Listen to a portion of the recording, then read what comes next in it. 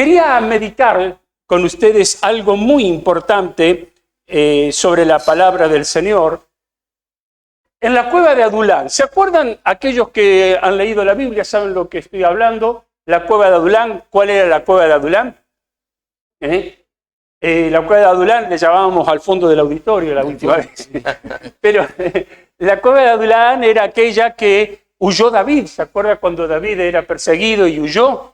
Y la palabra de Dios nos enseña que con él se unieron una serie de personas que nadie quería. Los endeudados, los tristes, los agobiados de corazón, todos los que estaban en calamidad espiritual se unieron, dice, a David. ¿Qué le parece tener una congregación de esas? Wow. Hermosa. Y la palabra de Dios nos enseña que David estaba escapando por su vida. Él no buscaba ser líder, él no buscaba ser jefe de ellos, ni capitán de ellos. Él estaba escapando por su vida y cuando estaba en problemas se le unieron más con problemas. Qué lindo cuando usted está en problemas y se le unen más con problemas. Entonces eso lo va a forzar a usted a ser el jefe de los que tienen problemas, para guiarlos a la salida. Y si ustedes conocen la historia de lo que sucedió en la cueva de Adulán, se van a recordar que esos 400 endeudados, parece que ya venían de una inflación mucho más grande que la nuestra, empobrecidos, que no tenían salida, se unieron a él, y eso es importante, después lo voy a recalcar, y de allí salieron los que se conocen como los valientes de David, los que hicieron tremendas cosas que no se las puede enumerar por el tiempo, pero en 2 de Samuel, en el capítulo 23, versículo 8, estos mismos hombres resultaron ser los guerreros más imponentes del reino de David. Usted lo puede leer, yo le di la cita, no le voy a estar leyendo. Llegaron a ser los poderosos hombres de David. ¿A qué significa poderosos hombres de David? Esos que pelearon por lo que Dios le había mandado a David. Los que se unieron, no se unieron a un hombre, sino se unieron a una visión. Y estos mismos hombres que eran los desechados de la sociedad, que estaban rebelados contra la sociedad, reconocieron cuando David tuvo a Saúl en sus manos, que le cortó el borde del manto en la cueva, ¿se recuerdan? Estos hombres le dijeron, Dios los ha entregado en tus manos. Ya hablaban de Dios, ya sabían que Dios lo había ungido a David, ya sabían que David era el rey ungido por Dios, aunque era desechado por el pueblo en ese momento, y ellos aprendieron a conocer a Dios a través de un hombre que estaba en problemas, de un hombre que estaba huyendo por su vida, de un hombre que ni siquiera intentó tener una iglesia, de un hombre que simplemente se encontró con ellos y comenzó a mostrarse transparente para que lo vieran, que en las mismas dificultades había una diferencia. La diferencia estaba en quien él había creído.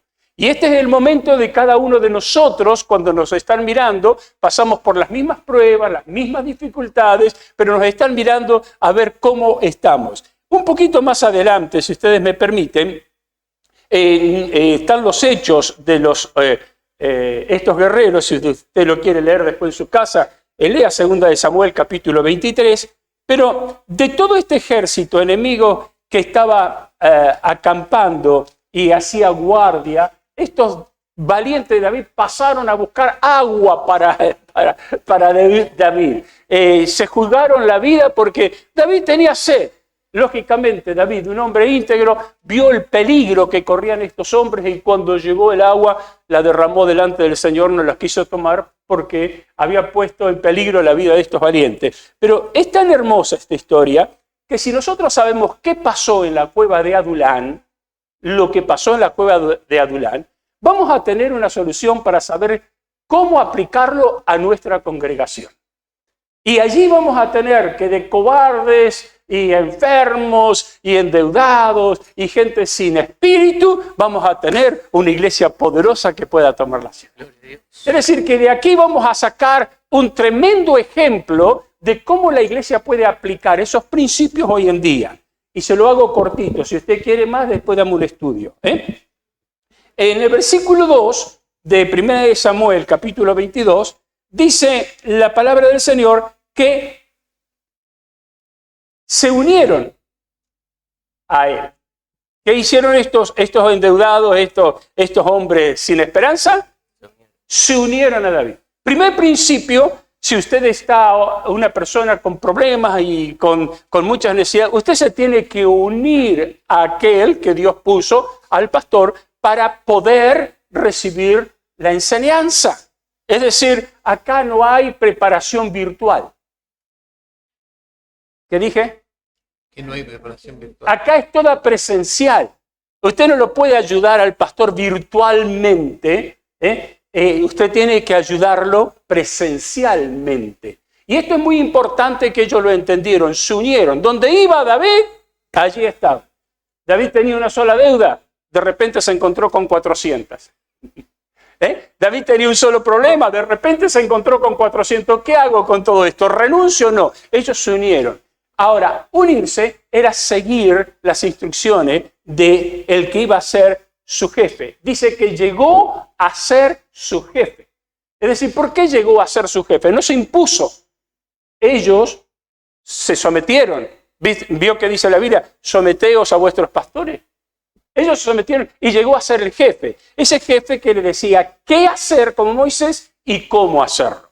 Si usted tiene estos problemas, escucha al pastor que le diga qué hacer y cómo hacerlo antes de intentar hacerlo y de usted pedir ayuda y decir me equivoqué. Pida esa orientación, sobre todo en lo espiritual. Los hombres se deben unir a su líder espiritual, así como David fue jefe de ellos. Pero unirse a su líder espiritual no quiere decir hacer grupos. Imagínense,